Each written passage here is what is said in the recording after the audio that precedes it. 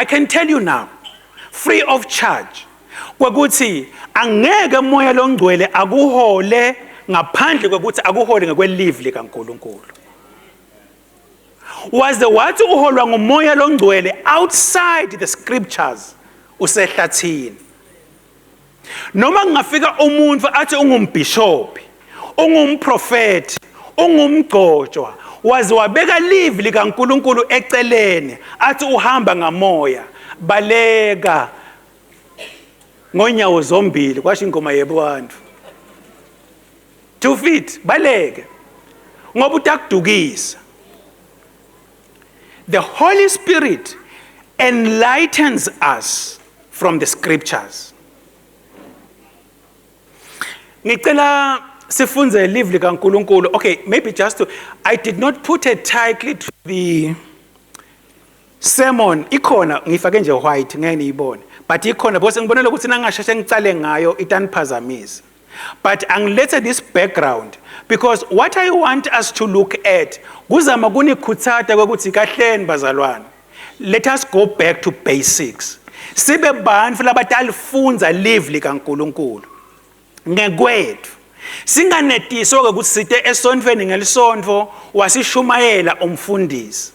Angeke sisuke from elementary teachings ekudla lubisi siye ku maturity nangabe singakwadi kufuna kudla evini likaNkulunkulu sitiphekele thine size sikudle kungasigulisi. Nangabe unenkinga ukhona senior pastor ukuthi babe sengiyashiyeka la kuthini kutabe kungaqali ngawe nami nekuhle kungishiya lokunye. Ngisayikhumbula eunuch kuthiwa yinduna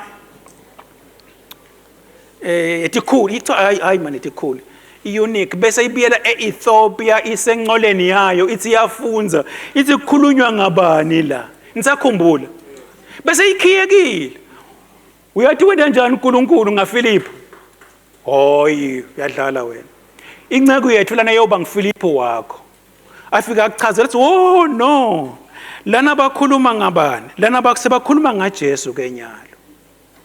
Yacatululeka umtheno wa indvuna iyabuyela eEthiopia say right seyiconza imibhalo but kuqale yona yafunzeka yakhiyeka.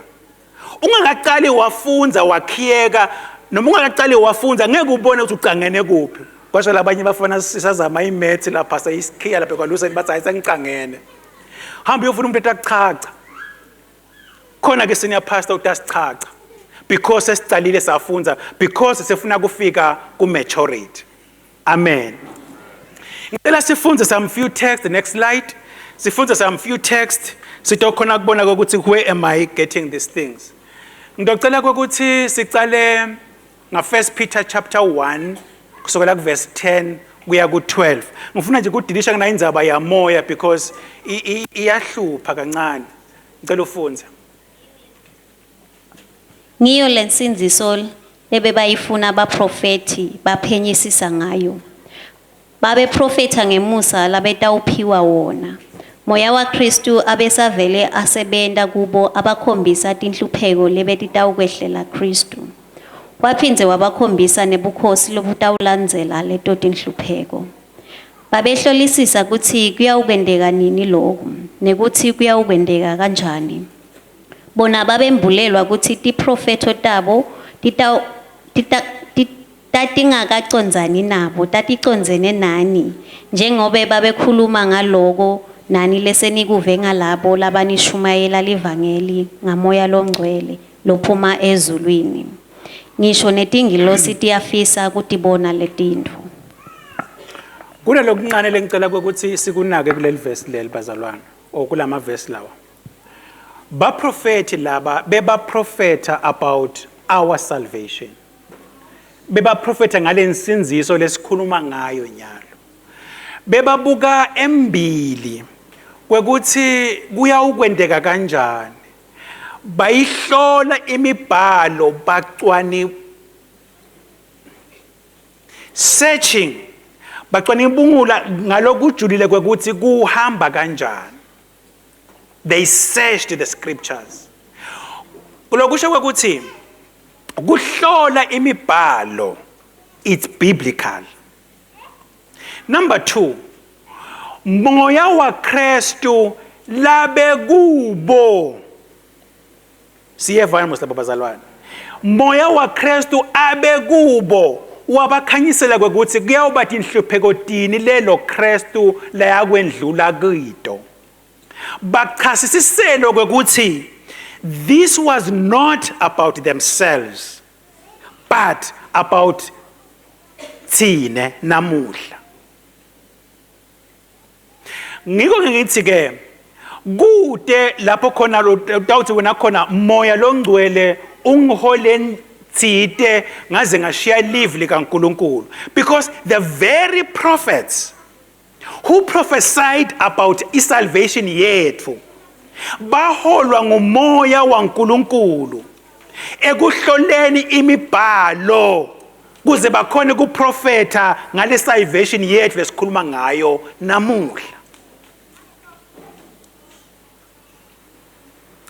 Then 2 Peter chapter 1 verse 20 to 21, ngicela sale silibamba leli verse ulibhale soyawulifunza ekhaya, kodwa liveta kwekuthi kude siprofeto lesikhona embhalweni lesavela ngentsandvo yemuntu. Kodwa labo labaprofeta bakhuluma babhala bebaholwa ngumoya longcwele. Lokusho kwekuthi leli Bible lesiliphethe lele canon was completed nga 1896.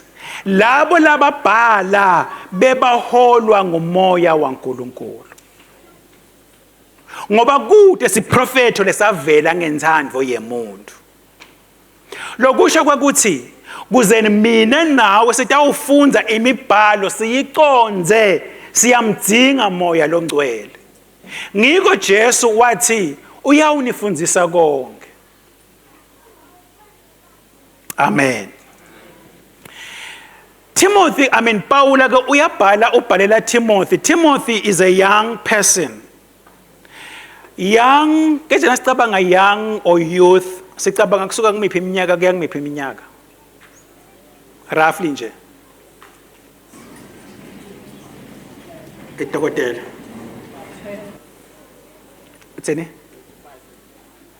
Up to 35. Dokotela ngala uthi up to 35. I-act yethu la kangone ithini? It's youth up to when? 35. Angikusho lokunyalo ngoba nitokhona kusasa ngifika kuko kusasa ningangisole.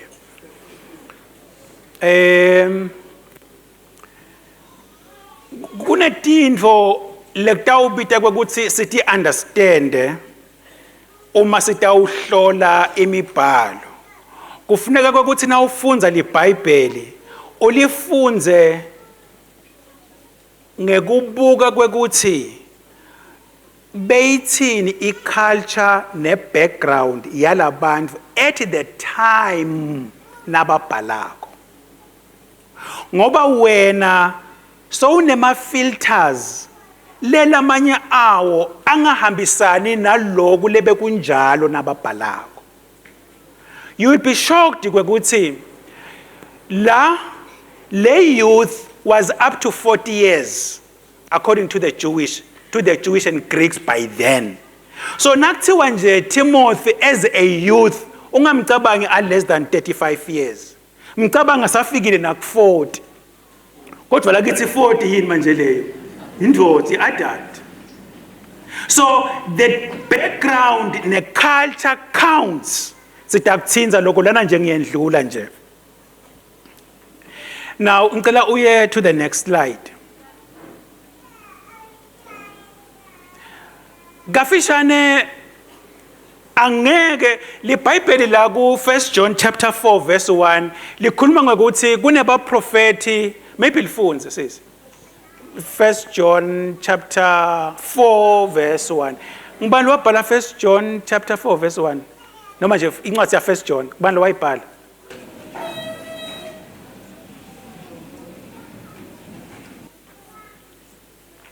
Ngibani wabhala Revelation? John. Bani wabhala first John? John. Sabibamba lapho nje ungasayinza uthini. Bathandzekako ningabohambe nikholwa ngibo bonke bomoya. Nibo bahlola bomoya kuthi baNkulunkulu yini ngobe banyenti baprofeti bemangala baphumele even. Niyayiva indzaba bazalwane. Manje na usadla libisi uyawubahlola njani labo moya?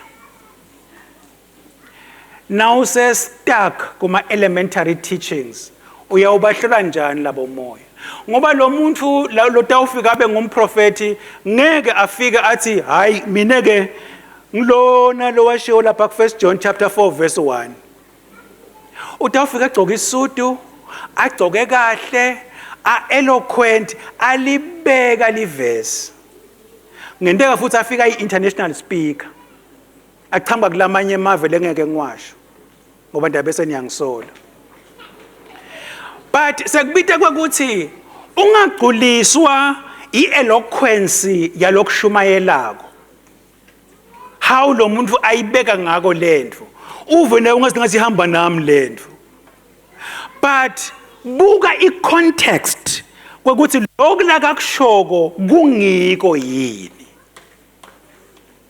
Lokho utawukhona kukwenda nangabe sowutishile tifunzo tekucatfuta. You are growing towards being matured. Uyakhona kubona kudla lokuvuthiwe neliphalishe leseligwamile. Kuthi sekuhlada ke nyalo. Ngicela sifunze Acts chapter 17 verse 11.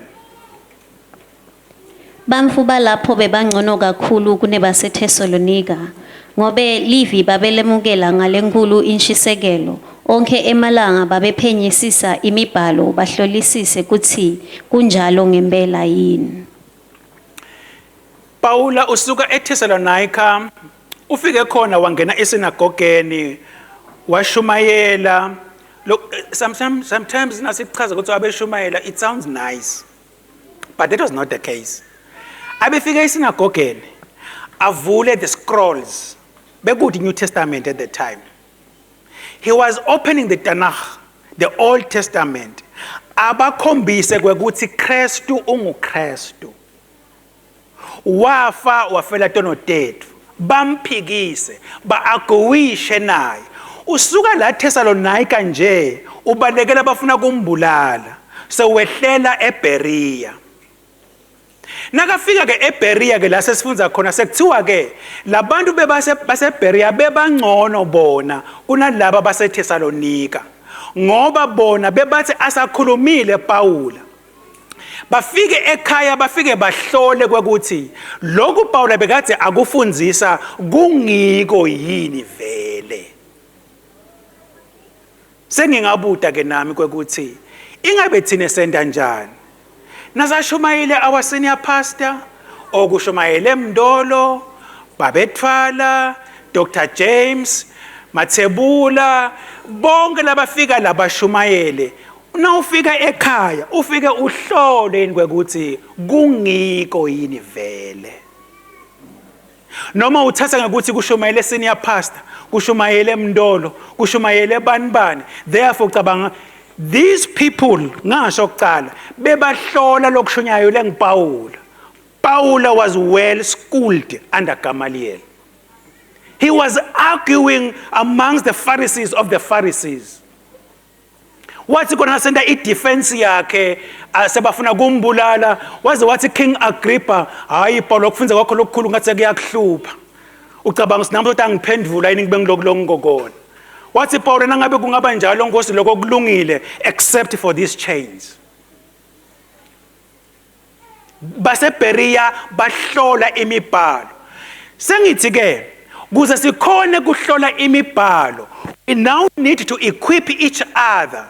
Kwekuthi how do we do biblical interpretation? Selibhaliwe liBhayibheli unalo, but how do you read it and make a true interpretation? Yini lekumele ukubuke ukunake ngoba akusi enough lokuthi sithi hamba ulifunze liBhayibheli but singakusiti ukuthi ucathuta kanjani in navigating the scriptures. That is what we will look at ikakhulu next Sunday. Kwanyalo nje ngisaletha sendlalelo. Even after next Sunday, still it will be an introduction. Kulabo labaye eBible school nalabathanza kokufunda, it's called biblical hermeneutics. Biblical hermeneutics. Leli gama lelithi hermeneutics ungacabanga ukuthi lekholwa, ligama lisound li heavy lona, powerful. But hermeneutics, it's a matter of just interpreting anything written. Kungaba legal laws or anything written. Once wakhona kuyi-interpreter, that is called hermeneutics. But the Bible is called biblical hermeneutics. And it's a big subject. Ngoba iqiniso lithi ukholwa kwakho ukholwa lokhu lokukholwako because someone interpreted the Bible to you. Wakufundzisa idoctrine noma tifundiso letitsite. What if that person was wrong? You must ask yourself that question. What if this is wrong? Mina ngitibonela ngani kwekuthi kuliqiniso kula eBhayibhelini. That's where kuhlola liBhayibheli comes in. Lokuthi kwawena utihlolele ukubona ukuthi wona kula kubhalwe khona. Naku la likusho khona leli Bhayibheli lokho. Therefore kukholwa kwakho akukasimi emfundisweni yendvodza thite noma market thite. Nyalo sesimagama kakhulu prophet so and so, spiritual father so and so, apostle so and so. Kungasibi kuboma apostles nakubani kukholwa kwakho akusime emfundisweni yelive likaNkulunkulu. Lo yawukhona kuyikhomba uthi nayi uzokholulele nebantfana bakho ukuthi naku bantfa bami. Lo uNkulunkulu ongiholile kusukela ebusheni bami kuze kube nginyalo. Naku latisho khona letintfo tinjalo. Amen. Waze waqala nibobuta kumadvodzana kaSkeva. Naku sengidigress. Emadvodzana kaSkeva abona boPaula naSilas bayashumayela bakhipha emadimoni. Athi ke madvodzana kaSkeva nasi lento singayenda le. Asukela labanye labanemadimoni. Athi ngegama lika Jesu loshanyela boPaula phumani. Yey. Kwabendani kwabalweca kwaze kwabakhumula ngalokuthi ukhuluma info langayadi uthi ngegama lika Jesu ushanyalwa ngiPaula thani ngegama lika Jesu lengimfundzile emibhalweni hayi ukuthi lo uve ngabani bani waze wasimisa ukukholwa kwakho emvini akusikahle bazalwane simisa ukukholwa kwakho evini likaNkulunkulu. Next slide.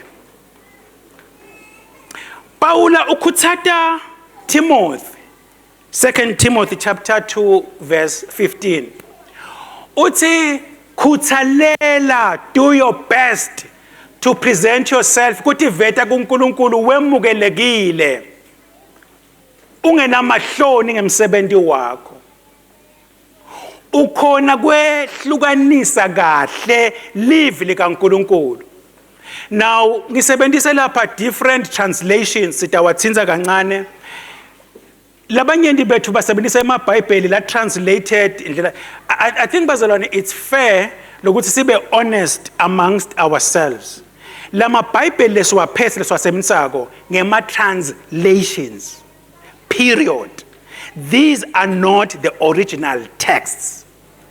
These are just translations. Kushiyana ukuthi kwahlangana yipi committee ngamuphi umnyaka babona ukuthi thina singa interpreta kanje noma uya ku NIV, your King James in 1611, your ESV, ngema just translations. But translator from the original manuscripts. Ukhona lengeke ngikusho la lengakusho nasengingathwala sisodwana ukuthi what happened to the original manuscripts. And now khuluma ngama principles of biblical interpretation lekufaka ekhathi the inerrancy of scripture or infallible of scripture noma lokuthi liBhayibheli alinalo liphutha asikhulumele ama translations sikhulumela the original texts kwekuthi ade emaphutha kulama translations la akhona ama errors ikakhulu kunyalo ngoba sesemza nabo AI nama online ukhanza nje ukuthi kunema errors kufuneka ngumfana kaNkuluNkulu ukwati lokho and what uthi usebenzisa liphi liBhayibheli kunama Bhayibheli lokhanza ukuthi now I'm ahead of myself a translatewa word for word lamanye kuthiwa I dynamic equivalence lokuthi lo mqondo uya ngala so lamagama laba wasebenzisa ko sebabhala emagama hayi la word for word la letha lo mqondo sometimes ema synonyms ayangena lapho like amplified kakhulu so kubita ukuthi wathi usele liBhayibheli lolisebenzisako was it a word for word noma I dynamic equivalence lokuthi iphethe lo mqondo like iNLT lamanye ke a paraphrase or like the Message Bible just a paraphrasing lokuthi it's like nangabe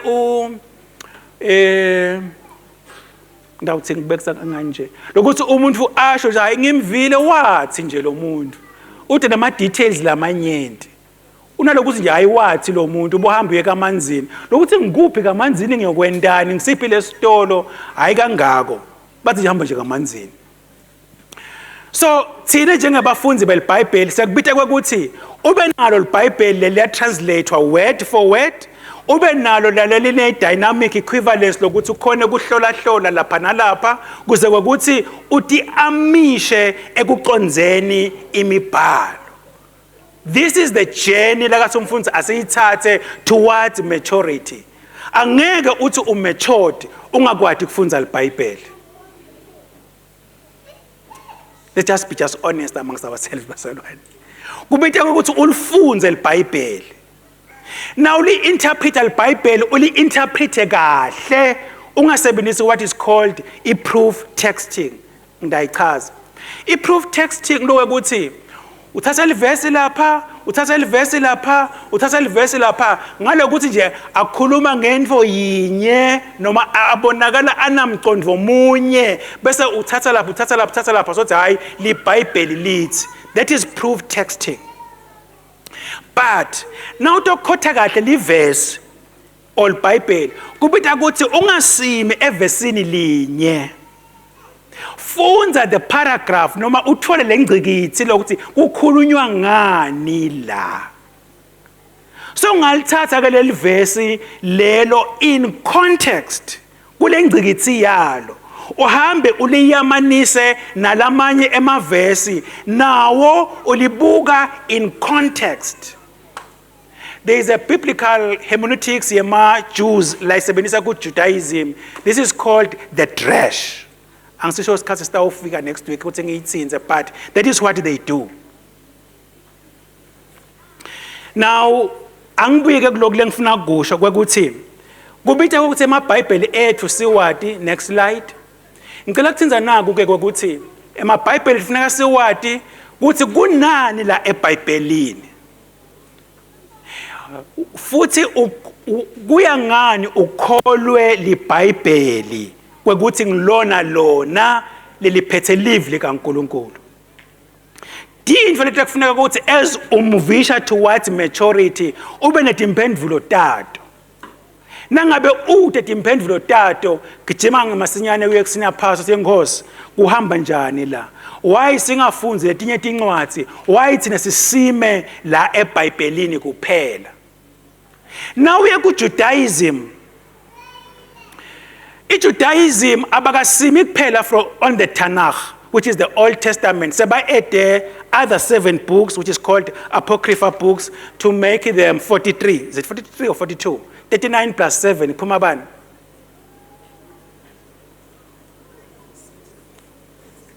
Asishiyeni lapho. Then Emma Judah abelievela kwekuthi the written word, which is the Tanakh, is okay. but Mose nakasentabeni akemukelanga kuphela live lelibhalwe phasi, but wathola the oral traditions, which is the spoken word. Balibhala ke phasi, which is called the Talmud. So bona nabafunza the scriptures, babuka the Tanakh, baphinze babuke the Talmud. Kwekuthi what are the oral traditions lesiwamukele kubaba emkhulu bethu la kamgcoka kwekuthi kuze ngithi ngilijuda ngikholelwa kwiJudaism naku le ngibele ngikwenze. Thina njengamaKristu asikho lapho. We believe in the Old Testament and the New Testament, period. Now, li Bible labhalwa approximately about 40 people in different places by bantfu labanyenti, kings, bo David, bo Mose, the prophets, bo Joshua, bo Ezra, bo Nehemiah, bo Paula, bo Luka, bo John, bo Petro, ngingabala ngithini, in different places baholwa ngumoya longcwele. And the Bible in its original context aliphikisana. It carries one message.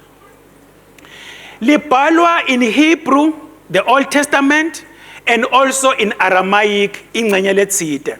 Bese kuthi the New Testament labhalwa in Greek, Koine Greek. Koine Greek was the Greek language that was spoken in the commercial space in the streets in Greece at the time.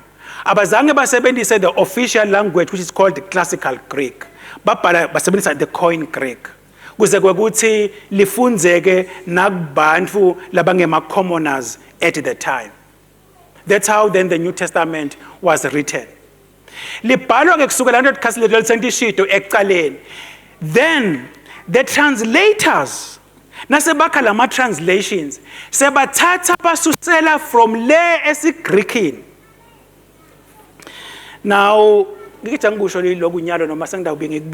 now, the first Bible to be translated from from Hebrew to Greek was translated by 70 priests and scholars, which is called the Septuagint, which was there even in Skatiska Krestu. That was the first Greek Bible.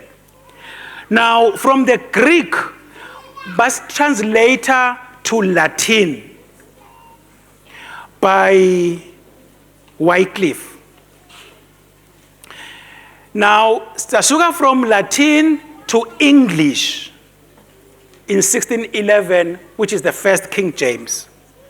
But Tyndale in 1522 to 1535, while translated straight from Hebrew to English, but nakhona wa focus only on the New Testament. Sitakuthinza lokho briefly, but ngizama nje lokuveta kwekuthi li Bible kwabita kwekuthi li translatewe. Now li translatewa, so yabona ukuthi lisuka esiGreekeni. Ngicela uye to the next slide, although the next slide ilitakuchaza some of the things that's in this sheet, but it's fine.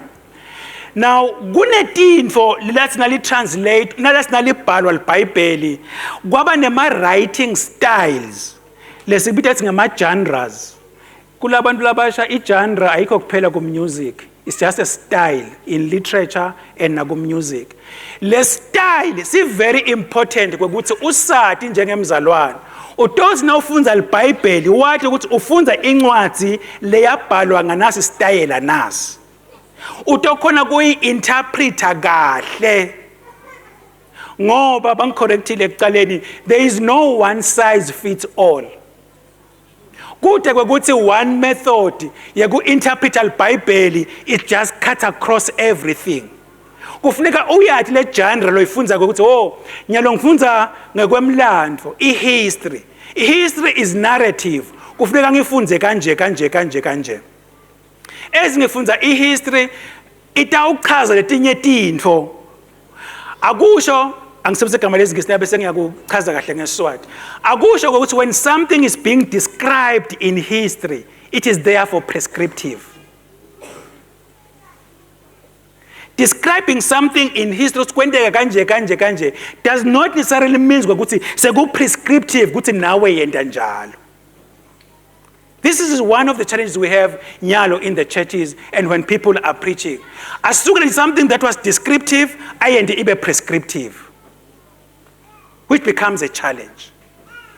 So ke le genre funa wathi ukuthi la sengifunza ngeprofeto, la ngifunza ngetincwadi ngencwadi ekhuluma ngemagama ekuhlakanipha, lena sayi poetry, your psalms, your proverbs, lawa ngema parables, lokho nalokho, so that now interpreter or interprete kahle.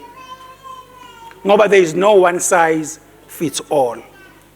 Now ngifuna ke ngasegcineni sitawuvala for today. Ngicela uye to the next slide. Just present everything on that slide. I think lokho sengushito manje sekuhlupha ke le font yami la. The original text ayibhalwanga inema punctuations, inema topic, inema verse. Yabhalwa in Hebrew. No, Hebrew you write from the right to the left. And noma ufunza from the right to the left. Akufanani nale convention lesafundziswa yona by the English kwekuthi ubhala from left to right. Kwangiphatha kabuhlungu nang discover these things after many years imaths bathi uqala from one side uyele nangabe uya add tinombolo noma uya divide. That was just a methodology of some philosopher. Ungaqala ngala uyele. It's just that ufuna uwadi sikwendiwa njani. It's possible. It's just a convention yala kufunzeni labangazange basitshela sibafundisa i-convention. But ngifuna ukuthi ekubhalweni kwalo liBhayibheli labhalwa nje kwaba kuhle kwaba tema verse kwaba tema chapters kwaba tema subtopic such that lamanye ema scholars, I think it's Professor Bob Utley, uthi ungasicineli kakhulu ngema verse nangema punctuations ukuthi lana kune comma lana kune full stop, because those are not in the original text. Uze uyaguisha uthi those things are not inspired. Sitshele nje ukuthi cha sesebenzisa lesasitwa ngiko ngilabas translator ukuthi kube ne subtopic, kube ne chapter, kube ne topic, kube ne verse. Angeke ke enveni leyabhalwa iluhla nje lolwehlako bese wena namuhla sosima evesini linye. But guess what? Thina nasishayela laba bashumayela abethi ngingeke wise ngizobamba nje leverse libe linye 15 minutes is enough. Albambe elivesi man agijime nani abithi altar call isiphenduke, because uNkulunkulu kusebenza kwakhe ngeke sikuconze. uNkulunkulu uyatibhekela lathi khathi tekungathi, and God can do anything. But nasa sesifunzile sesati asiticaphele letinfo. So kwami namuhla kunikhuthata kwekuthi bazalwane kufuneka sibuyele kuma basics njengoba Paula akhuthatha Timothy wathi do your best, khuthalela ukuthi veta ungilowemukelekako kuNkulunkulu, ungenamahloni ngemsebenzi wakho, uhlolisisa uphenyisisa ngalokufanele live likaNkulunkulu. Nami ke ngithi asibeni bazalwane labatali khuthalela live likaNkulunkulu, silihlolisise. Nalokho nje lengitshela kona namuhla, hambani niya ukuhlola kuthi kungiko yini vele. Mina ngiyithe inkinga noma sesiphumula ngaphandle singakhulumisana, because angifuni ukuthi ngithi ngikumoya nangilanga embili. You can ask me anything. Nangabe ngiyakwati ngidakutshela, nangabe angikwati ngidakutshela cha ngisengakafiki la, ngisengakakwati lokho hamba ku senior pastor. Because angifuni ukuthatha for granted bese ngiyakubamba nje as if uyinto yekubanja banjo. Lokunye lakunento engaba la ekwaluseni nase Alliance for all these years ngangajump emasonto, it's because I want to know kwekuthi lo muntu longifundisako idoctrine yakhe ithini.